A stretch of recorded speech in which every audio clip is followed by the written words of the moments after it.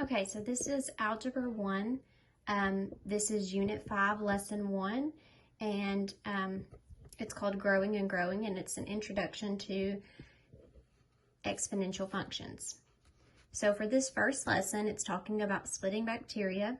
There are some bacteria in a dish. Every hour, each bacterium splits into 3 bacteria. This diagram shows a bacterium in an hour 0 and hour 1. Then they want you to draw what happens in hours 2 and 3. So what you would end up doing is you would have 3 bacteria from this one. And I'm not even going to attempt to draw bacteria, but you get the idea. And then 3 from this one, and then 3 from this one. So you went from 1 bacteria in hour 0 to 3 in hour 1, and now you have 9 in hour 2. And then from there you would draw 3 bacteria off of each one of these. So you would have 3 here, 3 here, 3 here, then 3, 3, 3, and then 3, 3, 3. So they're wanting you to see how this function can change exponentially. All right, so the next part they're talking about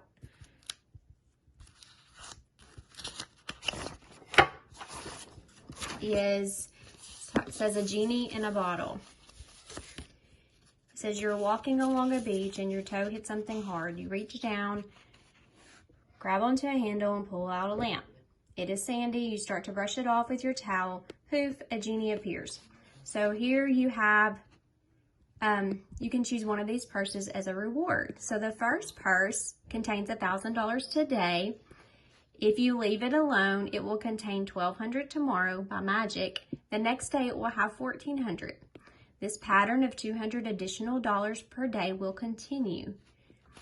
Purse B, which contains 1 penny today, leave that penny in there because tomorrow it will magically turn into 2 pennies. The next day there will be 4 pennies. The amount in the purse will continue to double each day. So they're wanting to know how much money will be in each purse after a week and then after 2 weeks. So if you have purse A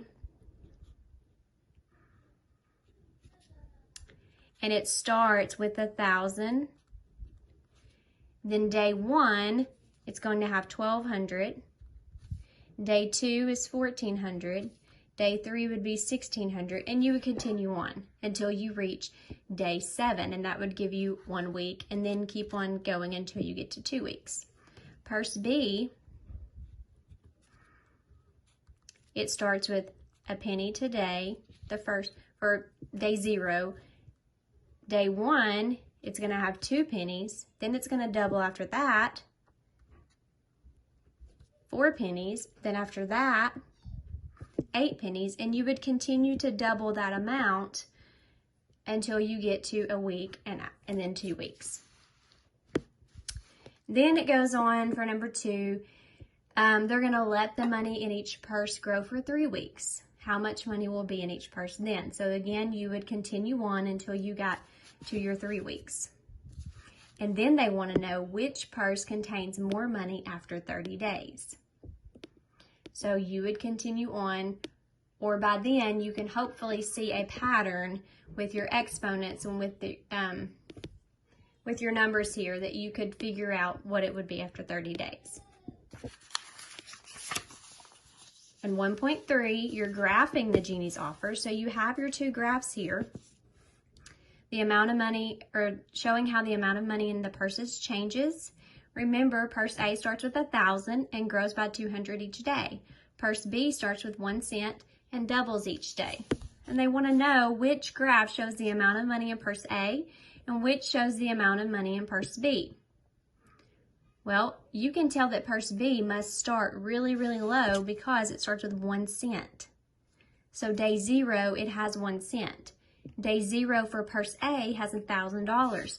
So it's pretty easy to see that here's your purse B with 1 cent and here's your purse A with $1,000.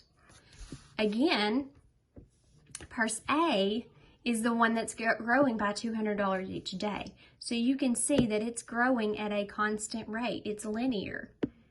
it's growing by 2,000 each day. 200 each day. And then purse B, it's 1 cent, then 2 cents, 4 cents, 8, 16, 32, and it starts really, really low, but then eventually it grows very, very large. Points P and Q are labeled on the graph. They want you to explain what they mean in terms of the genie's offer.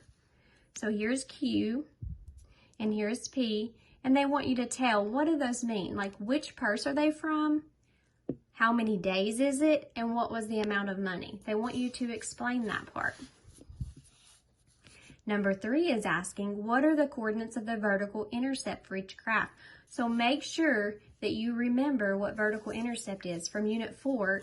That's where you talked a lot about functions, or all about functions, and talked about vertical intercepts.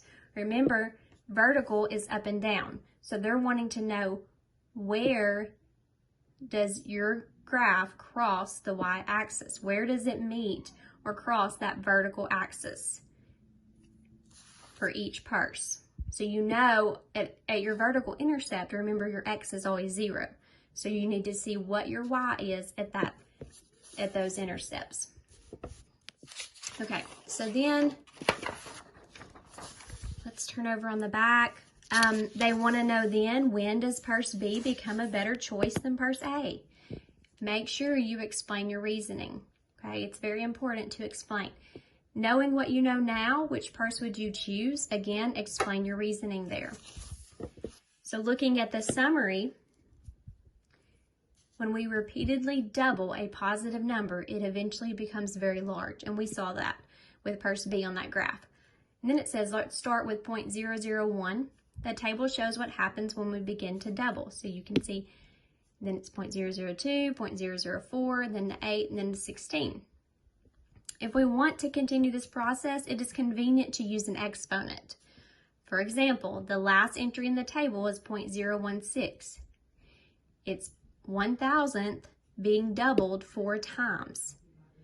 So if you have, here's your 1,000th, we're going to double it 1, 2, 3, 4. So you can write this 2 with an exponent of 4 times your original. So here is your original, 1,000th, and you multiply it by 2 to the 4th power.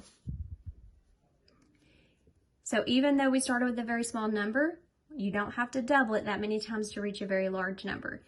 If we doubled this one 30 times, you could write it this way. The result is greater than 1 million. So it starts out very, very small, but then it gets very, very large quickly. So throughout this unit, you're going to see many situations where quantities grow or decrease by applying the same factor repeatedly.